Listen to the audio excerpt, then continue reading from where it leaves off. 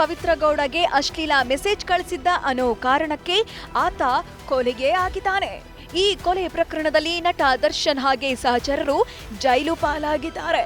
ಆದ್ರೆ ದರ್ಶನ್ ಫ್ಯಾನ್ಸ್ ಕೆಲ ನಟಿಯರಿಗೆ ಅವಾಚ್ಯವಾಗಿ ಬೈದು ಸಂದೇಶಗಳನ್ನ ಕಳಿಸಿದ್ದಾರಂತೆ.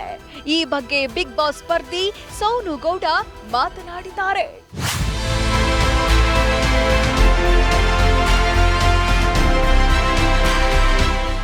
ಕೆಲ ದಿನಗಳ ಹಿಂದಷ್ಟೇ ಸೋನು ಗೌಡ ರೇಣುಕಾ ಸ್ವಾಮಿಯದ್ದು ಎನ್ನಲಾಗ್ತಿರುವ ಖಾತೆಯಿಂದ ನನಗೂ ಕೆಟ್ಟ ಸಂದೇಶ ಬಂದಿದೆ ಅಂತ ಹೇಳಿಕೊಂಡಿದ್ರು. ಇದೀಗ ಹೊಸ ವಿಡಿಯೋವೊಂದನ್ನ ಹರಿಬಿಟ್ಟಿರುವ ರೀಲ್ಸ್ ರಾಣಿ ತಮಗೆ ದರ್ಶನ್ ಅಭಿಮಾನಿಗಳಿಂದ ಕೆಟ್ಟ ಸಂದೇಶಗಳು, ಅವಾಚ್ಯ ಶಬ್ದಗಳನ್ನ ಬಳಸಿ ನಿಂದಿಸಿರುವ ಮೆಸೇಜ್ಗಳು ಬಂದಿವೆ ಎಂದಿದ್ದಾರೆ.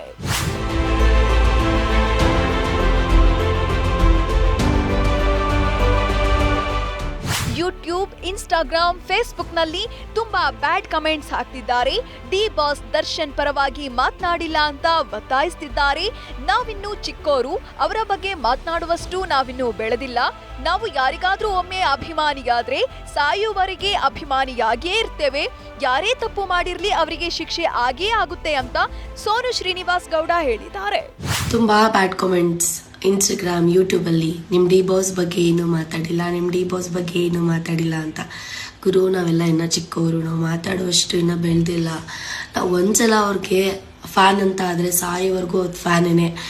ಒಳ್ಳೆಯರಾಗಿರಬಹುದು, ಕೆಟ್ಟವರಾಗಿರಬಹುದು, ತೀರ್ಪು ಅಂತ ಬರುತ್ತೆ.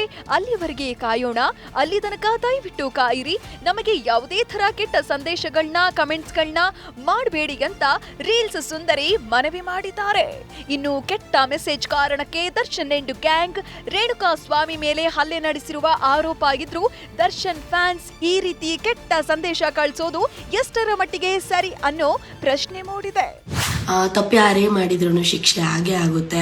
ಕಾನೂನು ಪ್ರಕಾರ ನಾವು ಒಳ್ಳೆಯವರಾಗಿರ್ಬೋದು, ಕೆಟ್ಟವರಾಗಿರ್ಬೋದು, ಅದರ ತೀರ್ಪು ಅಂತ ಕೊಡುತ್ತೆ. ಅಲ್ಲಿವರೆಗೂ ದಯವಿಟ್ಟು ವೆಯ್ಟ್ ಮಾಡಿ. ನಮಗೆ ಯಾವುದೇ ಥರ ಬ್ಯಾಡ್ ಕಾಮೆಂಟ್ಸ್ ಮಾಡಬೇಡಿ. ಆ್ಯಂಡ್ ಆ ಎರಡು ಫ್ಯಾಮಿಲಿಗೂ ಆ ದೇವರು ಸ್ಟ್ರಾಂಗ್ ಆಗಿರಲಿ ಅಂತ ನಾನು ಬೇಡ್ಕೊತೀನಿ. ಇತ್ತ ದರ್ಶನ್ ಜೈಲಲ್ಲಿ ಕಾಲ ಕಳಿತಿದ್ರೆ ದರ್ಶನ್ಗೆ ಕೊಟ್ಟ ಖೈದಿ ನಂಬರ್ ಸ್ಟಿಕ್ಕರ್ನ ಫ್ಯಾನ್ಸ್ ಬೈಕ್ ಆಟೋಗಳ ಹಿಂದೆ ಅಂಟಿಸಿ ಹೊಸ ಟ್ರೆಂಡ್ ಸೃಷ್ಟಿಸುತ್ತಿದ್ದಾರೆ. 6106 ಖೈದಿ ನಂಬರ್ನೇ ಅಭಿಮಾನಿಗಳು ಮೊಬೈಲ್ ಕವರ್ ಮಾಡಿಕೊಂಡಿದ್ದಾರೆ.